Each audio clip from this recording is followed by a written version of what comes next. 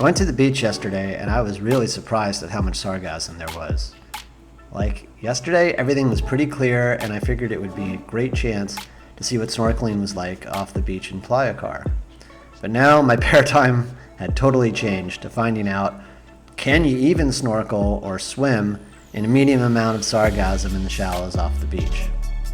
I went into the ocean in front of the Riu Palace, which is next to the Reef Hotel in Playa Car, as I saw some clear water, and I'd seen people fishing in there in the past, so I was hoping that I could see some fish myself. So, donned my snorkel, mask, and I submerged. I saw a lot of what I thought was sand, and then I realized it was broken down sargassum. I was actually completely blind for a couple of seconds, and then the water got a little bit clearer, and I was able to see, well, just the bottom of the water, which was just sargassum on top of the sand. I guess the good part about Playa Car is that at least it's smooth. There are no rocks in there, so you can walk or swim without injuring yourself. But I did not see any fish. I wasn't that far from the shore, so I figured I would keep going, and I did. And I saw more sargassum on the water and not much else.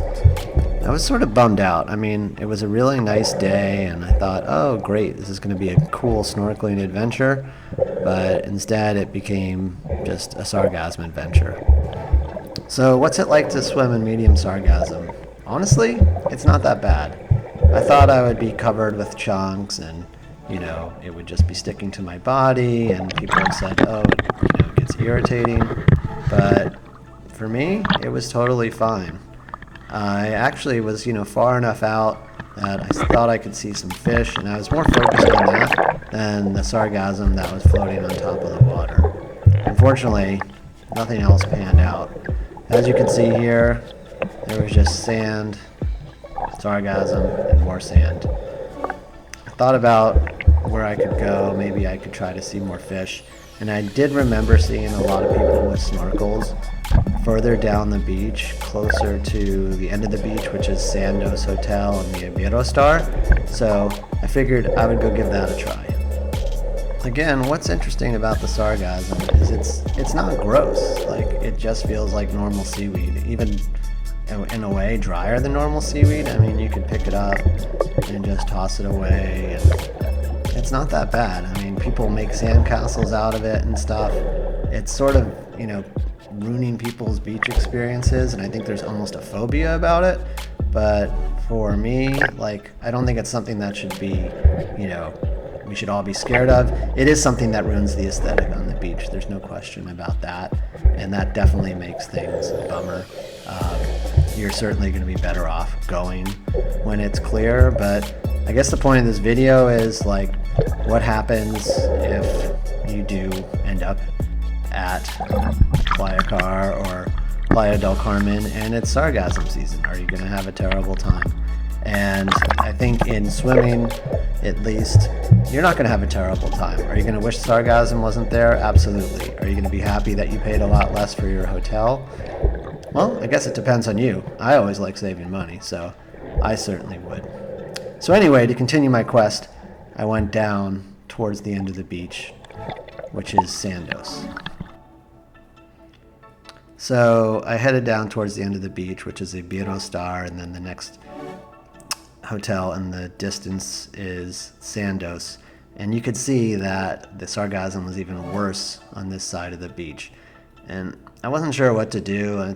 I really did want to see if I could see some fish snorkeling, and I'd seen people with snorkels there before, so I was mildly optimistic, but I don't know. I just decided to go for it.